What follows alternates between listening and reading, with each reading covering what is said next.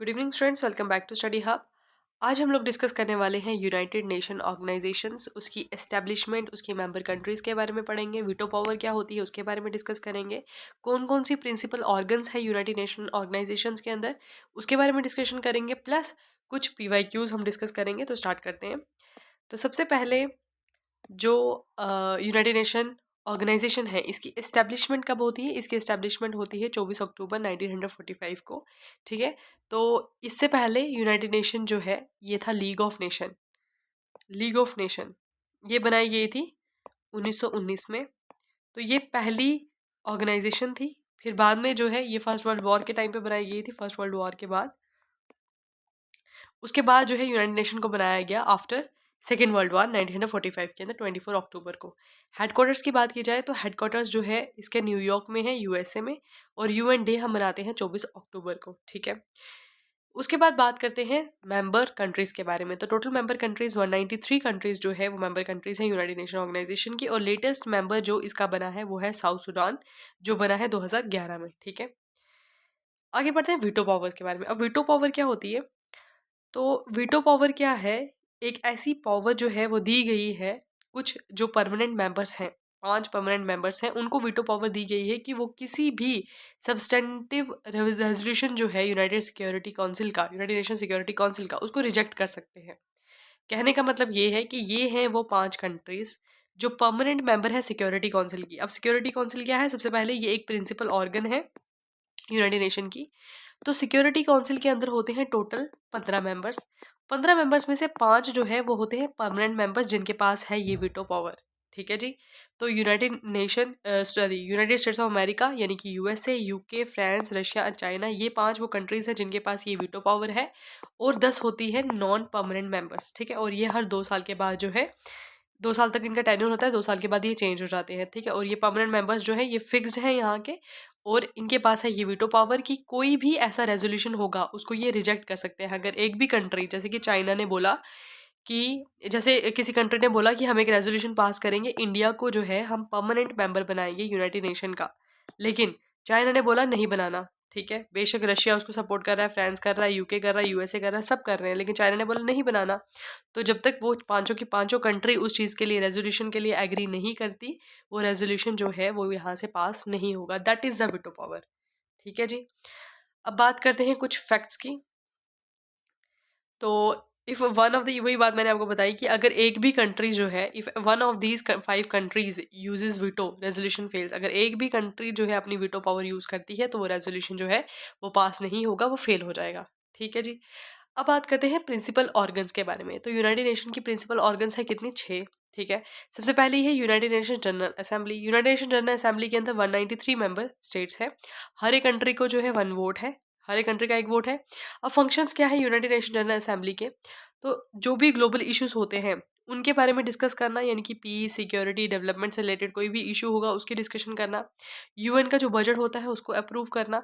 जो non permanent security council members हैं उनको इलेक्ट करने का काम भी कौन करता है? यूनाइटेड नेशन जनरल असेंबली ही करती है। और जो सेक्रेटरी जनरल होता है उसको भी अपॉइंट कौन करता है? उसको भी ये जनरल असेंबली जो है ये इलेक्ट करती है। लेकिन रिकमेंडेशन किसकी लेती है? सिक्योरिटी काउंसिल की। रिकमेंडेशन सिक्योरिटी काउंसिल की होती है, इलेक्ट जो है वो कौन करती है? General assembly. ठीक है जी। और इसके अलावा अगर हम बोला जाए तो यूनाइटेड जो यूनाइटेड नेशन जनरल असेंबली है इसको हम यूएन पार्लियामेंट बोल सकते हैं। ठीक है जी। सेकंड ऑर्गन है सिक्योरिटी काउंसिल। अभी मैंने बताया सिक्योरिटी काउंसिल के बारे में हम डिस्कशन कर रहे थे। 15 मेंबर्स हैं, 5 जो है इसके परमानेंट मेंबर्स हैं, जिसमें है USA, UK, France, Russia and China. ठीक है। इनके पास क्या है? वीटो पावर है। और 10 जो है वो नॉन परमानेंट मेंबर्स हैं। और इनका टेन्योर जो है वो रहता है कितने साल का? 2 साल का रहता है इनका टेन्योर। किनका? नॉन परमानेंट मेंबर्स का। अब अगर हम उनके फंक्शंस की बात करें तो इनके फंक्शंस क्या है? इंटरनेशनल सिक्योरिटी काउंसिल की बात की जा रही है। सिक्योरिटी काउंसिल के फंक्शन है कि ये जो है इंटरनेशनल पीस एंड सिक्योरिटी को मेंटेन करता है। जो सैंक्शंस इम्पोज की जाती है वो भी सिक्योरिटी काउंसिल के थ्रू की जाती है। इसके अलावा जो मिलिट्री एक्शन ऑथराइज करने का काम भी सिक्योरिटी काउंसिल करता है। और पीस कीपिंग मिशंस को अप्रूव करने का काम जो है वो भी सिक्योरिटी काउंसिल करता है, यूनाइटेड नेशन सिक्योरिटी काउंसिल। ठीक है जी। मेंबर्स याद रखेंगे, 5 परमानेंट और 10 जो है नॉन परमानेंट मेंबर्स है। अब एक करंट अफेयर का क्वेश्चन है कि रिसेंटली ये जो 10 नॉन परमानेंट मेंबर्स हैं इसमें से 5 परमानेंट मेंबर्स जो है वो रिटायर हुए हैं। रिटायर कहने का मतलब है कि 2 साल का टेन्योर होता है, 2 साल के बाद जो है ये चेंज हो जाते हैं और उसके बाद जो है 2 साल के बाद नए मेंबर्स आते हैं। तो ये 5 मेंबर्स जो हैं वो इसमें आए हैं जिनका टेन्योर ख़त्म हो गया था। तो वो 5 मेंबर्स जो हैं उनके नाम आपको याद रखने हैं, वो है Bahrain, Colombia, Congo, Latvia and Liberia. तो ये जो 5 कंट्रीज़ हैं, ये कंट्रीज़ जो है ये न्यू मेंबर बनी है हमारी किसकी, यूनाइटेड नेशन सिक्योरिटी काउंसिल की नॉन परमानेंट मेंबर्स में, ठीक है, जो नॉन परमानेंट 10 मेंबर्स होते हैं, ठीक है। उसके बाद हम यूनाइटेड नेशन सिक्योरिटी काउंसिल को बोल सकते हैं that it is the most powerful United nation organ, ठीक है। अब बात करते हैं थर्ड ऑर्गन की, वो है इकोनॉमिक एंड सोशल काउंसिल, ठीक है। इसके अंदर है 54 मेंबर्स जिसको इलेक्ट कौन करता है, जनरल असेंबली। फंक्शंस क्या है, इकोनॉमिक डेवलपमेंट को प्रमोट करना, काम करती है किस पे, हेल्थ पे, एजुकेशन पे और एम्प्लॉयमेंट में, और कोऑर्डिनेशन बनाती है किसके साथ, जो बाकी की ऑर्गेनाइजेशन है जैसे कि WHO, यूनेस्को, यूनिसेफ, इनके सबके साथ कोऑर्डिनेशन बना के रखने का काम जो है वो कौन करती है, इकोनॉमिक एंड सोशल काउंसिल, ठीक है जी, याद रखेंगे।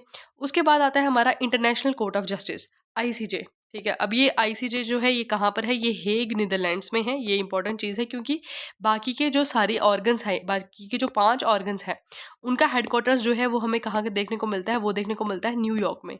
ये ओनली ऐसी प्रिंसिपल ऑर्गन है किसकी, यूनाइटेड नेशन की, जिसका हेडक्वार्टर्स यानी कि जो कहाँ पे लोकेटेड है, वो हेग में, नीदरलैंड्स में लोकेटेड है। इसके अंदर होते हैं 15 जज जिनका टेन्योर रहता है 9 साल का। इंपॉर्टेंट क्वेश्चन है।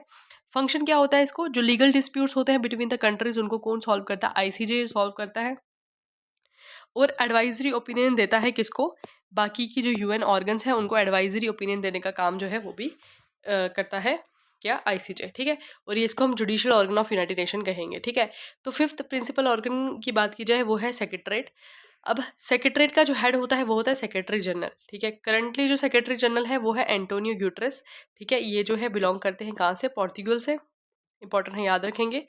तो ठीक है जी, तो ये मैंने बताया सेक्रेटरी जनरल को जो है ये अपॉइंट कौन करता है, जनरल असेंबली अपॉइंट करती है on the recommendation of security council, ठीक है जी। अब फंक्शंस क्या है, यूनाइटेड नेशन के डिसीजंस को इम्प्लीमेंट करने का काम सेक्रेटरीट करेगा, एडमिनिस्ट्रेटिव वर्क ये देखेगा, रिपोर्ट प्रिपेयर करेगा और पीस डिप्लोमेसी को मेंटेन करेगा। कौन करेगा, ये सेक्रेटरीट, ठीक है। छठा ऑर्गन है हमारा ट्रस्टशिप काउंसिल, ठीक है। ट्रस्टशिप काउंसिल जो है ये करंटली इनएक्टिव है, 1994 के बाद से ये इनएक्टिव है। और इसका फंक्शन क्या है, supervised trust territories to independence, और लास्ट ट्रस्ट टेरिटरी है पुलाव, ठीक है। अब इसका मतलब क्या है, पुलाव बोल रही हूँ, पुलाव है ठीक है।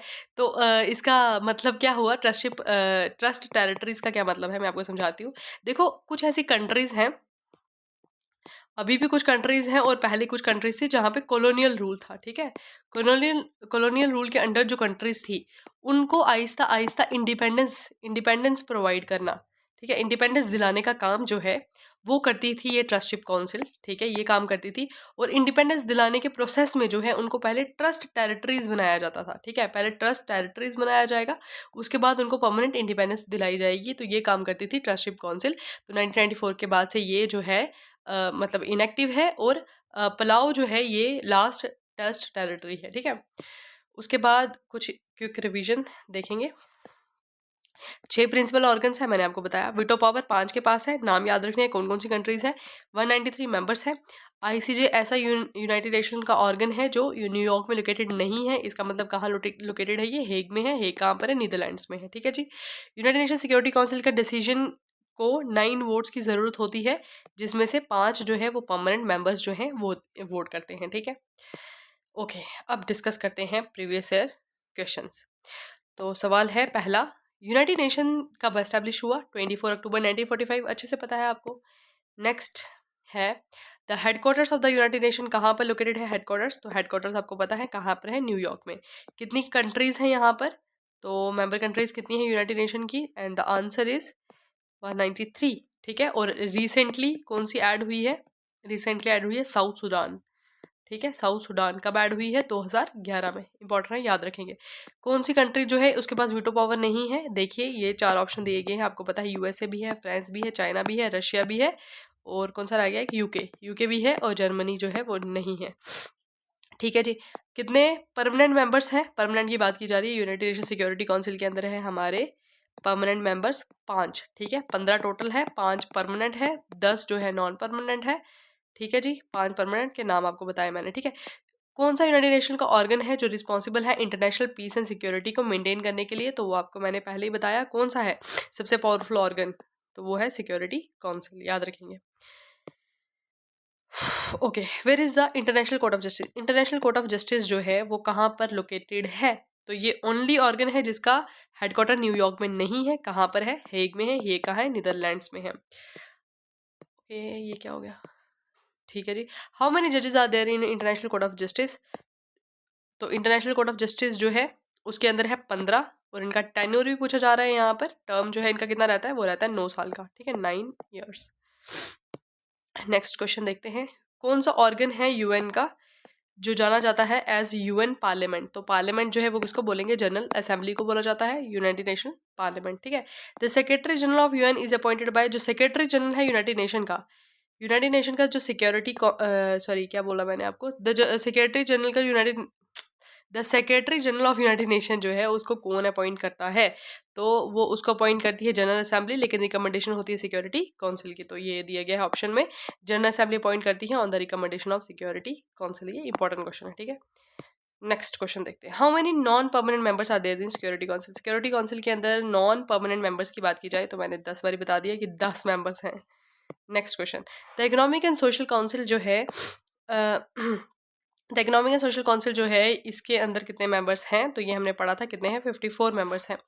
कौन सा यूएन का ऑर्गन है जो इनएक्टिव हो गया है 1994 के बाद? 1994 के बाद इनएक्टिव हुआ है ट्रस्टशिप काउंसिल। पता है आपको, ट्रस्ट टेरिटरीज बनाने का काम करता था, तो 1994 के बाद ये इनएक्टिव है, ठीक है, इनएक्टिव है। UN day celebrated on 24 October is the UN day. ये रहे answers frequently asked in exams, कौन कौन से हैं? वीटो पावर कंट्रीज, ये 5 कंट्रीज, 5 परमानेंट मेंबर्स किसके हैं? यूनाइटेड नेशन सिक्योरिटी काउंसिल के। UN members 193। Most powerful organ security council, ठीक है। जुडिशियल ऑर्गन कौन सा है? आईसीजे। हेडक्वार्टर्स कहाँ है? हेग में। तो मैंने जितना आपको पढ़ाया, इंपॉर्टेंट क्वेश्चंस है, इंपॉर्टेंट पॉइंट्स हैं, फंक्शंस याद रखने हैं, किसका क्या काम है, हेडक्वार्टर्स कहाँ है, कितने मेंबर्स हैं, ठीक है। तो ये सारी चीज़ें इंपॉर्टेंट है, बहुत इंपॉर्टेंट है। तो आई होप आप लोगों को समझ आई होगी। तो आज के लिए बस इतना ही। Okay, bye bye, have a nice day.